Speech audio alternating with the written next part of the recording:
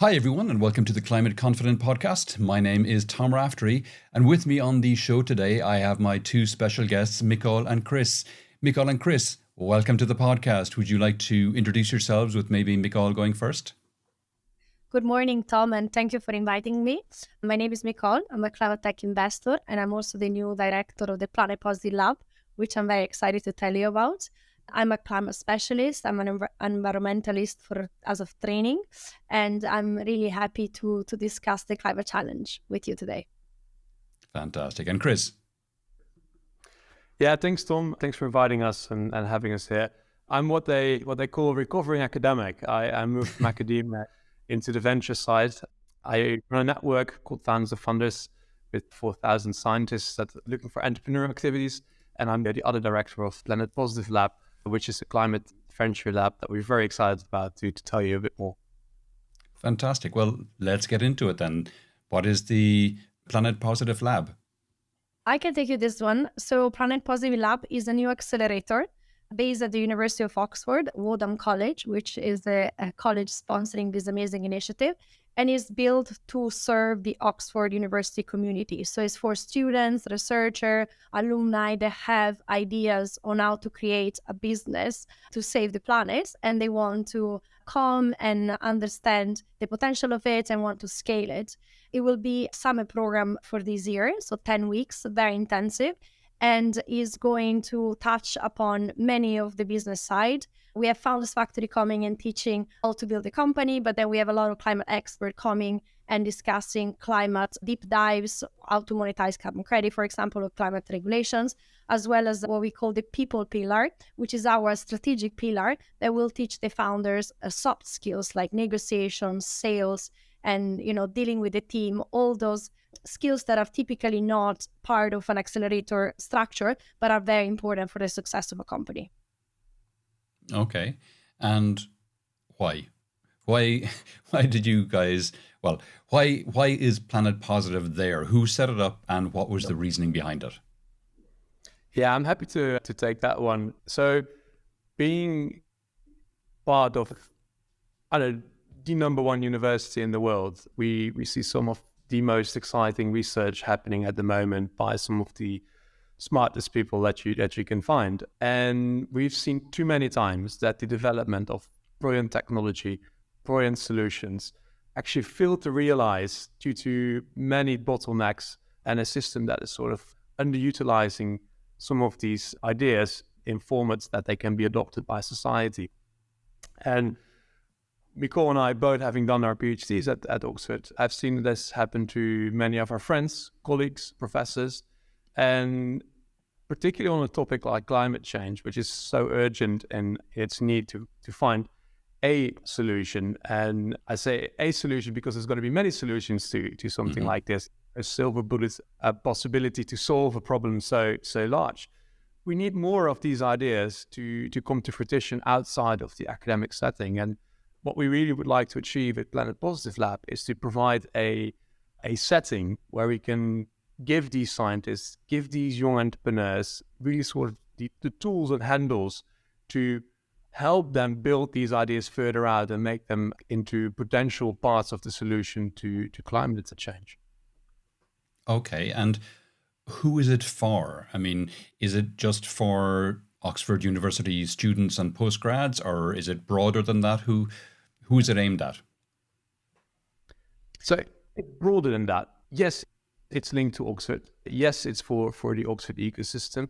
That's also partly because you need to start somewhere in tackling a problem like this. And it's an ecosystem that we're familiar with. It's an ecosystem that we know. But it doesn't mean it's only for Oxford students. It's for anyone who has a tie to this particular ecosystem. So we go beyond the student. We look at faculty, we look at staff, we look at alumni. Just Oxford alone has 350,000 people that have gone through the university. So we really sort of want to build a program that facilitates to the needs and helps all these different people that are linked to the ecosystem. Okay, superb. And you mentioned that you're bringing in experts as well to, I don't know, is it a lecture or mentor or what we're calling it? Where are you sourcing those experts? Yeah, so I was mentioning before, we have 3 modules. So the first one is the business module, and we have Founders Factory, which is one of the best accelerators in the world that will give their resources to really come and do master classes. So we have the expert for design, the expert for marketing, the expert for fundraising that will come and teach to the students. On the people pillar, we had a lot of corporations that reached out to us and they were like, we want to participate, we want to be part of this. Can we come? Can we help and share our knowledge to the cohort? And so we have, for example, the BWM Foundation who comes and teach about being an inspiring leader. And it's a good combination, by the way, between big organization and smaller organization, because we're really open to everybody. And we thought that was important to create an ecosystem that is inclusive of every single entity that wants to collaborate. On the planet side, we have an extensive network. We have been working in climate for the last 10 years.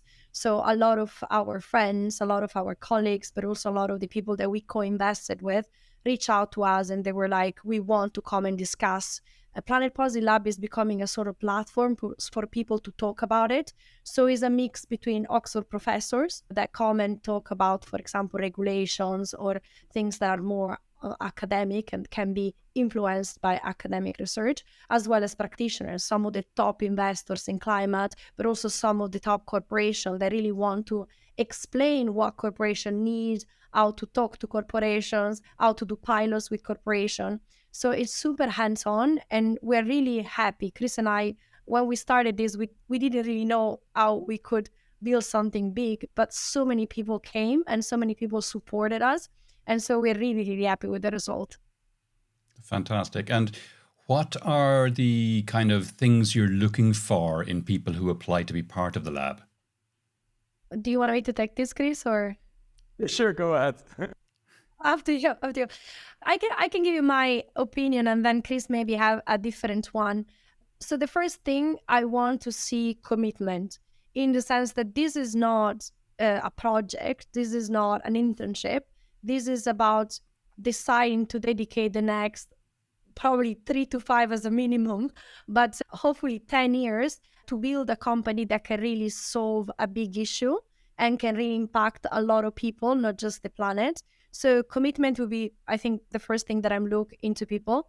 The second thing is passion. I don't want people to do this just because potentially can make a lot of money. I mean, they need to be driven by potential growth and, a vision to make something massive, but they need to be passionate about the problem because building a startup is difficult. It's a very hard journey. There will be more down than ups. So it's important to be passionate about the problem because otherwise, giving up is a very easy exit strategy, I would say. And the third thing, I want to see people that are technical. I think that climate change is a technical problem. It requires science and it requires a good understanding of science.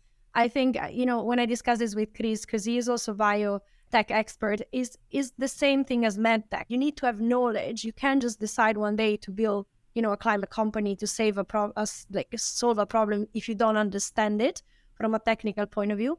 So I'm really hoping to find people that are they don't just have the business acumen, but also understand the technology very well and can build something that is actually, concrete and actionable. Okay, and Chris? Yeah, I can maybe add to that in the sense that, of course, you need to have people that really are sort of experts in the field or that are very passionate about something they do. And I think it really comes down to drive. Like Micol said, it is often you got this romantic picture of being an entrepreneur, which is very much sort of if you were successful, which is a very small percentage of people that actually make it through and build a company. It's an incredibly difficult thing to do. Normally we get the scientists and they say, well, we already did the science, we did the hard part, now comes the easy part, which is building the company. I very much believe it's the other way around. If once you did the science, which is difficult too, the hard part starts, which is actually building the company. So you need to be incredibly driven to solve a particular cause, to have the commitment, to spend your weekends, your hours in, I don't know, you'll be thinking about this every hour of the day in order to build it out. It will come with sacrifices in order to be successful. And so one of the indicators is always sort of the team. Do you think that these people can pull it off what they aim to do so? And And one of the, I think, the sort of common misconceptions regarding, particularly if you look at sort of the more technical ideas that are being spun out into ventures, is that people confuse monetization with commercialization. You commercialize in order to standardize and scale an idea, and if you do very well, maybe you'll end up monetizing it. But it's only for a very small percentage of people that they actually manage to do that. So, as to what Micol said, you need to be very driven in order to be able to make it through, and very likely it will go wrong a few times before you manage to do it properly. So it's I hope that answers your question. It's one of these very difficult ones to point out what the exact combination of flavors is. But I think if you've seen enough of them, you get a bit of a sense for it, what it is that you look for. It's interesting that neither of you have mentioned that whoever's coming to you needs to have a really good idea. Yeah, because, I think when you invest in pre-seed, which is the stage that we're investing, is more important the person than the idea, in the sense that you need to have an idea, that's for sure. And it needs to be something different and something that we're not seeing before, because, both Chris and I like to invest in frontier technologies. But you can have a brilliant idea, and if the person is not there, if the person does not have the qualities needed to kind of become a founder, then the idea itself is not sufficient. Well, if you have a very strong founder, even if they come with an idea that is a little bit, you're not sure, maybe, then with the right environment, that is what Chris and I are trying to build, you can come up with a solution. And so, by talking to very smart people, by talking to climate experts, a strong founder can build a company. Okay, that's fair. Well, maybe add to that, because we actually yesterday had a discussion about this exact point with a group of about 20 scientists who all turned entrepreneurs. And there's no shortage of ideas. And we'd like to make the distinction where you have the idea, which is the invention, which very much can live in someone's head or on somebody's lab bench, and sounds very innovative and very new in its sort of conceptual stage. But the difference between having an invention and an innovation is a huge difference. So how do you take something that's an idea into something that really becomes an application to solve a particular problem? And I think what Micol and I tried to say here is that it takes more than just an idea to do that. And there's lots of ideas out there, but it's really sort of how do you build that idea, that the invention, into an innovation that then can become something that can look like a venture and solve part of the big problem that we try to solve here. Okay. If I feel I am a decent founder and I have a connection to the Oxford ecosystem, what's my next step for applying to become part of the Planet Positive Lab? Well, we have a form on the website, so people can just fill in the form. And then there will be a first reviewer looking at the form and try to understand what the founder wants to build. And then if that is successful, the founder is invited to a first round of interview where two people of the team will interview the founder or the team. Sometimes it's more than one person joining the call, just to understand what is the vision, how is the team, what's the team dynamic, how do they know about, how do they, met and things like that. And then if that is also successful, the team is invited to the investment committee. And to be part of the investment committee, they need to have a deck that is organized and understandable, because a lot of people have a lot of amazing ideas, but they don't know how to put together a deck. So we send them a template that they can use if they want to prepare a nice deck. And then we ask them to record a video where, they can show the personality to the rest of the investment committee that didn't have the chance to meet them. And then the investment committee is meeting at the end of May. So at the end of May, we will be joined by a couple of other experts. In long afternoon, we will make a decision on which of the startups and the team will be accepted to the accelerator, and which one, the other one that maybe need to reapply to the next year, or maybe we always try to be helpful. So we will give an advice to everybody. But yeah, that's how the process will look like. Okay. And how many are you taking in? We're thinking between a minimum of 8 and a maximum of 12 companies, because it's a good number. We need to have enough time to dedicate to all of them. We are 3 investment directors, so Chris, Francesco, who is not here with us today, and myself. So we want to dedicate enough time, and we feel like an average of 3-4 company each of us is a good balance, particularly given that the time is short, is only a 10-week very intensive course to actually help them be ready for a pre-seed round in September. Okay. And is it just mentorship they're getting, or do they get anything else from the process? Hopefully a lot more than just mentorship. And one of the reasons as well why we picked this particular number of ventures that we want to sort of help through the program is because it's a small enough number to really give tailored support. That means that, to allude to one of the points that Micol made earlier, we are bringing in very experienced investors. There's an entire investor community that is going to help, that's going to show interest. There's going to be a corporate partnership base with actual industry players that are working on real life problems and that are looking actively for solutions, but also new innovations in order to sort of maybe upgrade their own operations into a more sustainable fashion. So these are organizations that are working on this particular topic, that are looking for pilot projects to run, that are looking to support founders with very innovative ideas. So we've been part of enough accelerators now to know that these kind of ties with the real life issues out there is absolutely instrumental in order to help a venture launch a pilot, find a first customer, get a first bit of investment. And then we offer as well the operational side. So we've got many founders that are further down the line that have already successfully maybe exited in some cases, that bring a lot of sort of real expertise from rolling up the sleeves and getting the hands dirty. And lessons that might not very much be shared by some of the others because they simply don't have the experience of really sort of building that actual venture that will come into the program and help the founders as well. And then, of course, there are the workshops and the mentorship that is in addition to these other pillars that we offer. So it's really sort of bringing a ecosystem together. So as much as this is building an accelerator and building new ventures, it's also about building an ecosystem on the climate tech space here based at Oxford, where we really want to bring sort of the leading experts, the most interesting corporates, the best investors, and the most experienced founders together in order to really push for solving. Well, I think we cannot claim to bring the solution to climate change, but at least to have an attempt to be of support in trying to solve it. I think only to add to what Chris said, we also have a slightly different approach to other accelerators in the sense that, as Chris was saying, we build an ecosystem. So it's like the university is Founders Factory, so operators, the climate investors, as well as the corporates.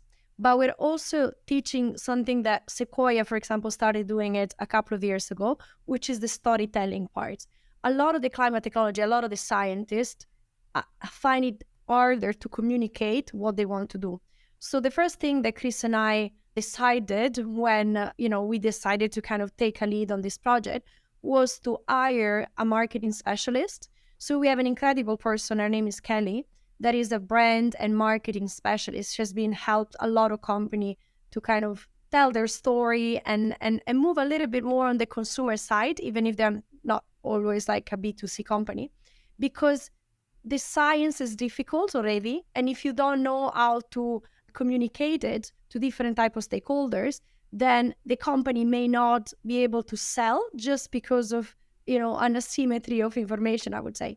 So one of our unique selling point is really having somebody like Kelly, but Kelly also has a team that will sit down with the company, really understand the vision, really understand the mission, and help them communicate in the right way so that every single stakeholders have equal access to those information and can really understand the potential of the company, and then therefore build meaningful relationship with them.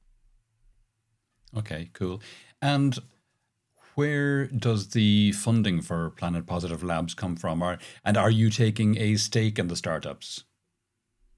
Yeah, so basically the way this is set up is it's a partnership. So we have in-kind contributions, we've got corporate contributions, but we also have backing by Planet Fund, on which Micol is a partner. that is very kindly supporting his first pilot. So the funding is basically coming from a host of different parties in order to drive this idea. We're launching a pilot now. We're gonna, after the pilot, we're gonna reassess it. We're gonna look for to make this more of a sustainable idea over the coming years. This first year is very much also in that sense a showcase to see that this is something that can be done, and hopefully what we want to achieve is it's going to be something that's going to be carried by the community, so that there's not going to be single ownership over this initiative. It's going to be something that's going to be driven by the different parties that actually really care about solving the issue of climate change. Okay.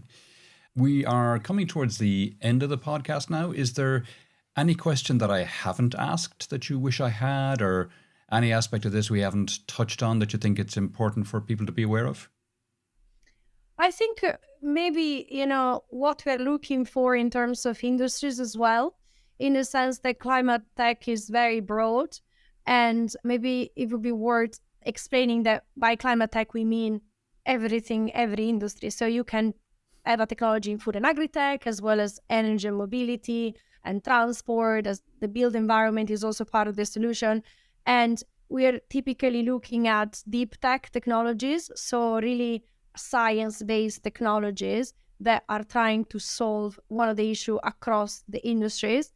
Also, I think everybody, even if it's not based in the UK now, is not based at Oxford, has equal opportunity to apply. So this is really for the ecosystem, but no matter, like, for example, we receive a lot of applications from Africa, founders in Africa, founders in Asia, South America. So it's important that really anybody that needs some help can really apply and potentially be part of this initiative. And as Chris was mentioning, we had an overwhelming amount of people from the ecosystem, but also not from the ecosystem, that wanted to invest in the companies. So we are going to have a demo day in September. So we are accelerating the company, but then the investors will take the lead on the pre-seed round. Hopefully many of the companies will raise a pre-seed round, but really is open to everybody. So it's not just like my fund investing in the company. It's open to every single investor that cares about this and wants to be part of this, that can join us. Nice. And maybe if I can add to that, for example, if someone hears this and says, well, I'm working in a particular space, maybe I have a technical background, I don't necessarily have directly an idea, but I would love to sort of contribute, or I would love to be part of this. I want to learn. I heard about this mysterious thing called entrepreneurship. I read about it. I watched maybe a show on Netflix, and I would love to learn a little bit more. We're really trying to build a community here, a community of practice, a community of aspiration. So if you hear this, if you're interested, if you're not really sure whether this is for you or whether you want to apply or whether you have an idea, but you just want to be part of this and contribute and get a bit of a sense of what it is like to build a venture, you're very much invited. You're very much welcome to join. This is not one of these accelerators that's going to happen entirely behind closed doors. We are bringing in fantastic speakers that are leading thinkers in their fields. And we would love to have these people to come along and join in the conversation and be part of the community that we're building here. So I would say very much this is an invitation that if you hear about this, you're interested, do reach out, even if you don't have a concrete idea. We would love to sort of give that spark that might lead to the inspiration of the next idea. So please do come along. Okay, cool. Sorry, go on. You're going to say, Micol. Yeah, sorry, Tom. But I just want to take also like 2 minutes to be thankful in a way, because it's not just me and Chris, in the sense that we have so many people that are supporting. Founders Factory was exceptional. David is leading the project from Founders Factory. He was a huge help in putting together the program. Jamie from Planet Fund was the first believer in this initiative, and he really is always available 24/7 to answer our question, to invite people, to reach out to people, as well as the Woodham College that actually was so visionary to believe in this idea. I mean, they understand that there is a lot that the university can do to really help entrepreneurship, and particularly climate entrepreneurship. So they really supported us. They introduced me to Chris, who now became one of my best friends. So there's a lot of enrichment also for Chris and I in doing this project. is our startup in a way. So we understand what it means to have a startup. So that's why I mean to Chris call, do reach out to us if you want to even just have information, because this is similar journey, the one that Chris and I are on. And so we really understand it, and we're here to support it. Excellent. One last question actually from my side is, so you're doing 10, 12 companies this summer, but what's the longer term aim? I mean, are you hoping to grow the lab into taking in tens of companies, hundreds of companies a year, or what's the vision? Well, ideally we solve climate change this summer, but I think that's going to be very realistic. So of course the idea is to build this out further and to grow it and to give it more sustainability over the long run, and to spark many ideas and to accelerate them into the ecosystem and build this out further. And yeah, it's really nice to do this at Woodham College. It's one of the colleges that's always been sort of stereotyped as being one of the more progressive ones in Oxford, which is probably a controversial thing to say. But so definitely this is something that we wanna grow. I think, Tom, I don't know if I believe in the theory of big numbers necessarily, in the sense that I do see why many people say, okay, try to do one on investment, one will go well. And there is so much research and data and, a kind of publication on it. I do think that if you do your job very well, so you kind of, first of all, communicate it well, so people have the equal chance to apply. And then you really pay attention to the company rather than just like taking 30 seconds and just skim them through, like look at the deck without even realizing what they're doing. You pay attention to it. Is a little bit more time consuming at the beginning, but you can select quality. And if you select quality, then you don't really need 50 company every year. Of course, it helps. I mean, statistically it helps. But if you do your due diligence very well at the beginning, I think that just having a smaller cohort that you can really be hands-on, you can really introduce to the right people, help them get the right partners, can still create a successful program without having to scale exponentially in terms of number of, kind of people incubated, accelerated in this case. Great. If people would like to know more about yourselves or the lab or any of the things we talked about on the podcast today, where would you have me direct them? Well, we have a website, planetpositivelab.com, so very intuitive. They can write us there. There are various tabs for different stakeholders. If you want to apply, there is a tab to apply. If you're an investor, you can, submit your interest in getting to know the company there, as well as partners. But Chris and I, now you see our names. So if you want to stalk us on LinkedIn, we receive probably 200 messages a day, but we always try to respond to everybody. So please feel free to reach out also to our social media. Fantastic. When in doubt in which bracket you fit, just write us an email at info@planetpositivelab.com. Excellent. Yeah. Super. Micol, Chris is monitoring that, so you can write there. So he'll have to do that work. Fantastic. Micol, Chris, thanks a million for coming on the podcast today. Thank you so much, Tom, for the opportunity. It was nice chatting to you. Thank you. Thanks. Have a good